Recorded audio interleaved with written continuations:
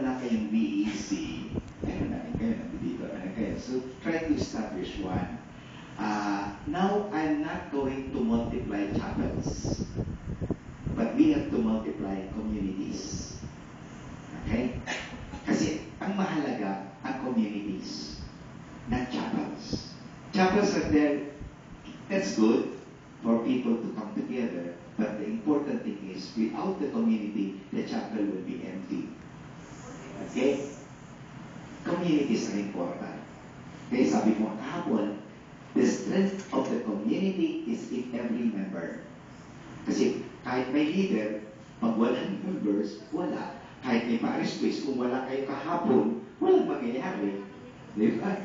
Saan ang lakas? Hindi kay Father Boots. Nasa inyo. Okay? Ang lakas ng parokya ay hindi nasa pari, kundi nasa inyo. Kaya panatiliin natin yan. I'm very proud of you. Okay? So panatiliin natin yan. So ituloy niyo yun. Okay? Nagsisimula na kayo, yung umakit pa kayo ng ibang makasama, and then later on, pag talagang doon, you can have a center. Okay? The center.